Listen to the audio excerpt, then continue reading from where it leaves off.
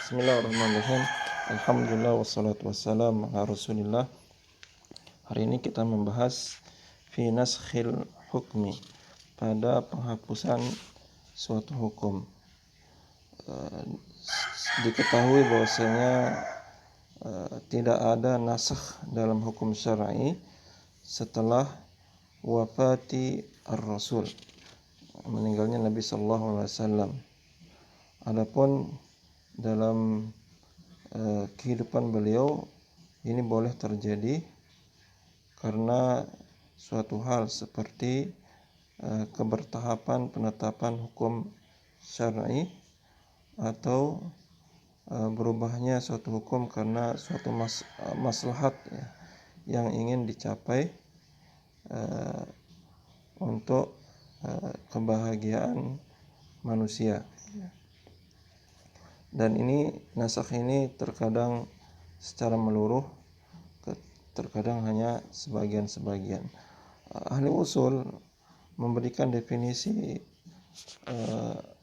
nasakh ini bahwasanya dia itu adalah ibtalul amal bil hukmi syar'i, membatalkan beramal pada suatu hukum syar'i bidalilin mutarakhin, dengan dalil yang datang belakangan, yadullu ala ibtalihi sarahatan aw dhimnan, yang menunjukkan dalil yang belakangan ini, mutarakhin anhu ini, menunjukkan pembatalan hukum tersebut, entah itu dengan secara saraha, jelas, aw dhimnan, atau secara kandungan. Ibtalan kulliyan atau ibtalan juz'iyan, terkadang secara menyeluruh pembatalan tersebut, atau terkadang secara sebagian. Limaslahatin iqtadathu, karena ada maslahat yang ingin dicapai. Aw huwa idharu dalilin, atau dengan kata lain, nasakh itu adalah menampakkan dalil lahiq yang datang belakangan yang membawa satu hukum, nasakha yang menghapus dimnan secara kandungan, al-amal praktek mengamalkan hukum syar'i, bidalilin sabiq, yang ditetapkan dengan dalil yang terdahulu. Baik. Kemudian hikmahnya kenapa terjadi nasakh dalam hukum ini, tentunya untuk meringankan umat dalam pengamalan suatu hukum syar'i, yang mana dibutuhkan tadarruj, kebertahapan, tidak serta-merta, atau karena memperhatikan keadaan mereka terkadang berubah, sehingga membutuhkan perubahan suatu hukum. Contohnya, dalam riwayat ada datang suatu utusan dari muslimin, datang ke Madinah pada hari Idul Adha. Maka Nabi SAW menginginkan mereka itu tinggal di Madinah dengan lapang, dalam artian mendapati kebutuhan mereka sepenuhnya, tidak kurang sesuatu apapun. Maka Nabi SAW melarang untuk menyimpan daging kurban, supaya mereka mendapati kebutuhan mereka semuanya, tidak kurang suatu apapun. Maka Nabi SAW kemudian ketika mereka sudah pergi, utusan tersebut sudah meninggalkan Madinah, Nabi SAW mengatakan, innama nahitukum an iddikhari luhumil adahi li ajli daffah. Sesungguhnya aku melarang kalian untuk menyimpan daging kurban itu karena untuk penjamuan. Sekarang sudah selesai masalahnya, sudah selesai penjamuannya, ala Faddakhiru. Oleh karena itu sekarang boleh kalian menyimpan daging kurban. Jadi daging kurban boleh disimpan untuk hari-hari berikutnya. Baik, ini contohnya ya. Termasuk contoh lain dalam hal pengharaman khamar, syariat menghapus hukum ini dengan tadarruj supaya sampai kepada maslahat, yaitu kaum muslimin terbebas dari khamar ya. Dalam syariat di awal masih diperbolehkan ya untuk mengkonsumsi meminum khamar, kemudian berlanjut pada bahwasanya di sana ada manfaat tapi mudaratnya lebih besar. Kemudian berlanjut pada penjelasan bahwasanya jangan kalian sholat sampai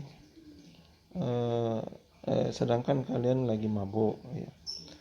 Kemudian berlanjut pada pengharamannya dengan mensifati bahwasanya khamar itu rijsun ya, min amali syaitan, adalah suatu yang keji dari perbuatan syaitan, maka jauhilah. Di sini sampailah pada titik hukum itu telah menetap, tidak berubah lagi ya. Beda dengan yang sebelum-sebelumnya, karena ini memperhatikan keadaan mereka yang mana mereka sangat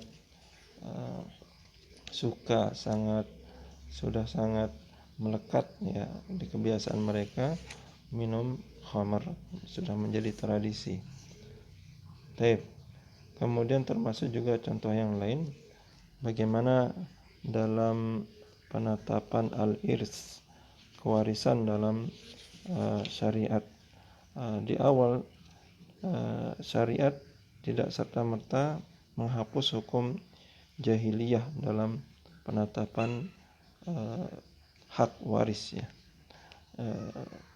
Ini juga ditetapkan dengan bertahap. Yang pertama dengan menghapus sistem waris dengan tabanni, yaitu anak angkat. Kemudian berlanjut pada penghapusan hak waris atas dasar at-ta'akhi, yaitu mengambil saudara, atau at-tahalub, atau ada perjanjian ya, perjanjian untuk saling mewarisi ya. Kemudian setelah itu baru berlanjut ya penetapan waris dengan hukum-hukum yang rinci, yang mana menghapus semua ketentuan hukum yang lalu ya. Baik. Kemudian ikhwan sekalian, kita akan jelaskan bahwasanya naskhul hukmi ini terbagi menjadi dua. Ada yang sharih ya, wa qad yakunu dimnan, dan terkadang nasakh itu dimnan secara isi ya. Jadi isi menuntut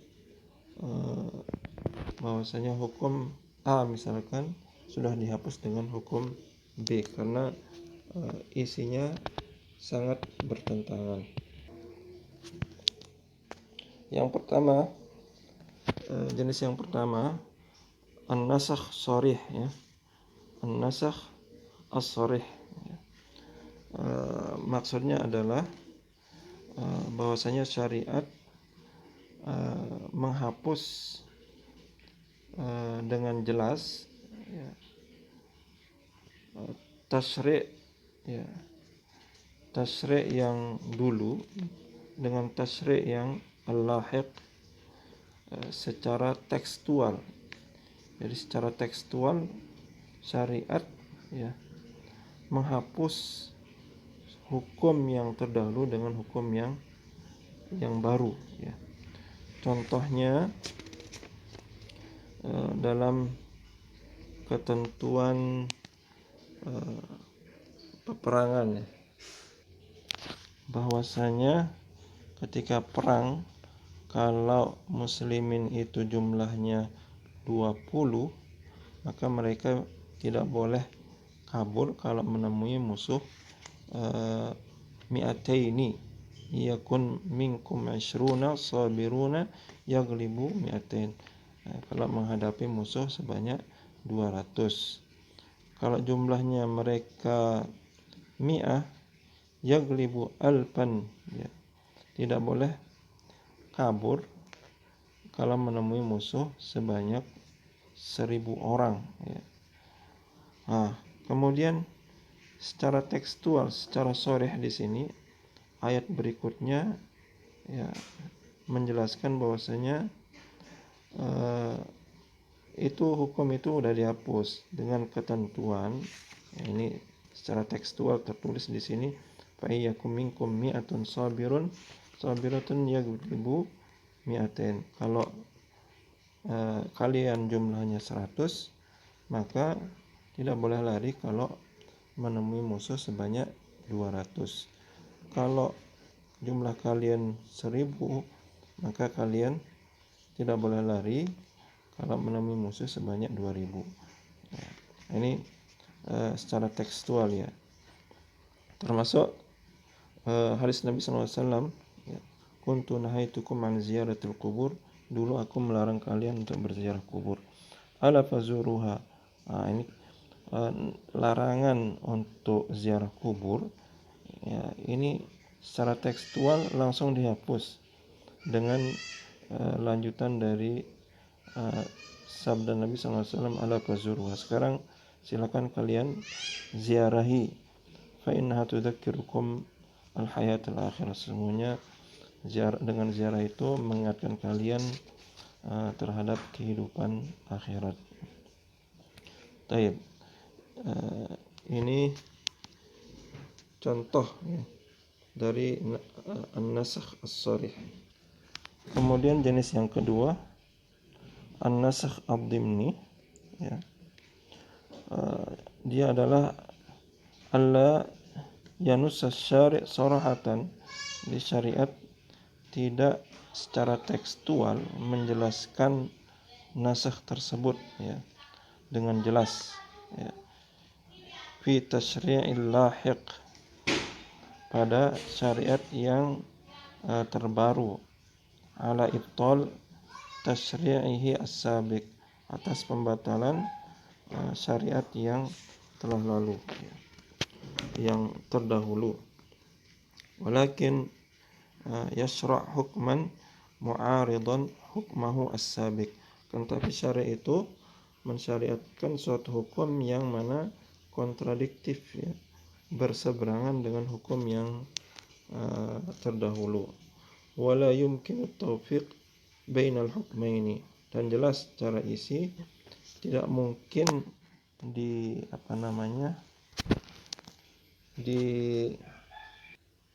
digabungkan ya, antara kedua hukum kecuali dengan cara pembatalan, penghapusan salah satu hukum tersebut.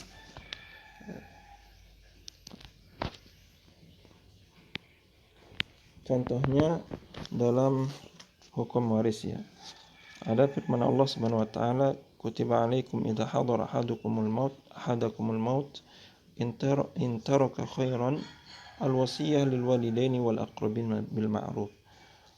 Allah Subhanahu wa taala mewajibkan atas kalian apabila kalian akan mati ya, kalau kalian meninggalkan harta, maka diwajibkan berwasiat kepada kedua orang tua atau kerabat bil ma'ruf, dengan cara yang ma'ruf ya, dengan selayaknya.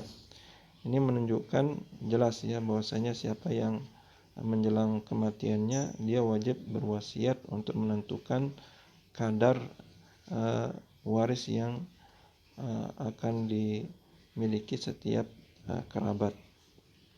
Nah, ini ayat ini bertentangan secara kandungan ya, dengan ayat waris yang lain, yaitu yusikumullahu fi auladikum lidzakari mislu hadzil unsayain. Allah mewasiatkan kepada kalian untuk anak-anak kalian bahwasanya ketika ada warisan itu bagiannya adalah 1:2. Laki-laki dapat 1, perempuan dapat 1/2. Ini secara kandungan bertentangan. Oleh karena itu bisa dipahami ayat yang pertama ya, sesuai dengan penjelasan ulama, dihapus dengan ayat yang datang belakangan, yaitu ayat warisan yusikumullahu fi auladikum lidzakari mislu hadzil unsayain. Baik, ini sedikit dari penjelasan naskhul hukmi. Insyaallah kita akan lanjutkan dalam pertemuan berikutnya. Sallallahu alaihi wasallam Muhammad walhamdulillahirabbil alamin.